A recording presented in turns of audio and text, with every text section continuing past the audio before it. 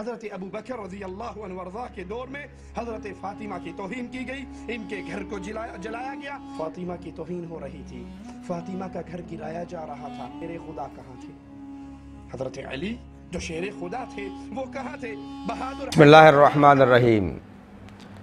एक बहुत बड़ा शैतान, एक फ़ितना इस दौर हाज़िर का तौसीफ़ शैतान, जिसके लिए अक्सर मैं ये कहा करता हूँ, तौसीफ़ जो हुआ पैदा तो शैतान ने ये कहा लो आज मैं भी साहिब औलाद हो गया।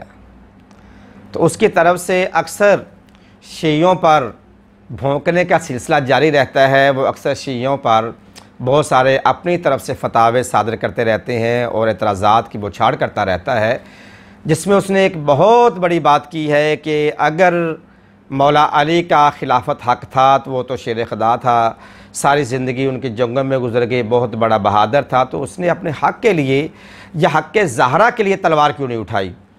तो उनकी खिदमत में मैं ये गुजारिश करना चाह रहा हूँ कि ख़ुद मौला अली का कौल है कि मैं वो वाहिद अली इब्न अबी तालिब हूँ कि जिसने रसूलुल्लाह सल्लल्लाहु अलैहि वसल्लम की इत्तिबा इतात इस अंदाज में की है कि जिस तरह एक ऊँटनी का बच्चा अपनी माँ ऊँटनी के पीछे नक्शे कदम पर कदम रख के चलता है। यानी कि मैं वो अली इब्न अबी तालिब हूँ कि मेरी परवरिश रसूलुल्लाह सल्लल्लाहु अलैहि वसल्लम ने इस अंदाज में की है कि मुझसे बड़ा रसूल की इत्तिबा पैरवी करने वाला कोई नहीं है।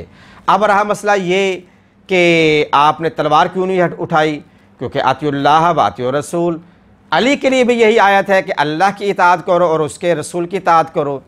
अब रसूल के लिए अली ख़ुद फरमाते मुझसे बड़ा रसूल की इताअत करने वाला कोई नहीं है।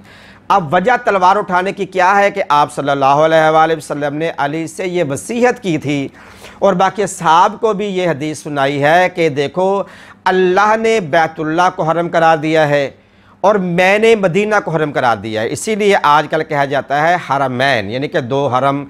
हरम से मुराद क्या है? रसूलुल्लाह के खुद वजाहत किए कि ए अली, सहाबा को फरमाया कि जिस तरह बैतुल्लाह में एक मच्छर मक्खी मारना भी गुनाह है, खून बहाना बहुत बड़ा सख्त गुनाह है, गुनाहाने कबीरा में है, सगीरा में से नहीं। जहाँ पर एक छोटा सा मच्छर मारना भी गुनाह हो तो वहाँ पर किसी इंसान का खून बहाना बहुत ही बड़ा कबीरा गुनाह है, गुनाहाने कबीरा में शुमार होता है। रसूल ये फरमाना चाह रहे कि ए अली कि मैंने मदीना को हरम बनाया, अल्लाह ने बैतुल्लाह को हरम बनाया। दोनों हरमैन में खून का बहाना मुबाह नहीं है, जायज़ नहीं है, ये बहुत बड़ा कबीरा गुनाह है।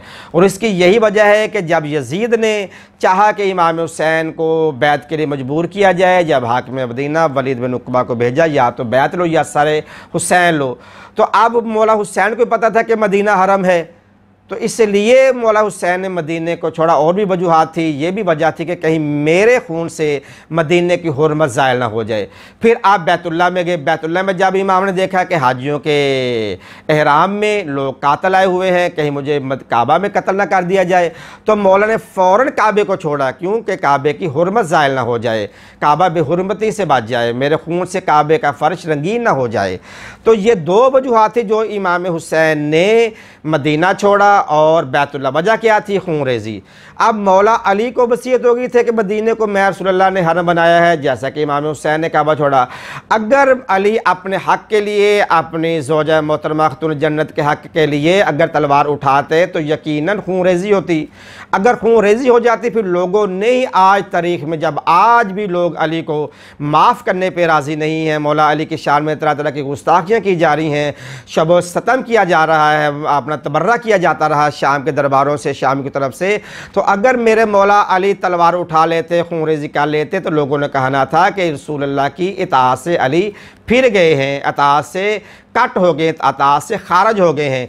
सबसे मेन वजह यह थी कि मौला अली ने मदीने की हुर्मत को कायम रखा। अपना हक़ तो, अपनी बीवी का हक़ तो उजड़ते हुए देख लिया, गसब होते देख लिया, लेकिन मौला अली ने किसी का खून बहाना गवारा ना किया, क्योंकि अली से बढ़ के कोई भी इताअत रसूल में नहीं था। तो और अली का तलवार ना उठाना सबसे वजह बड़ी ये थी कि रसूल ने फरमाया था ये मेरा हरम है, यहाँ पे खून रेजी मना है। तो मेरे मौला कायनात ने रसूलुल्लाह की इताअत पे रहते हुए खून रेजी के लिए तलवार नहीं उठाई।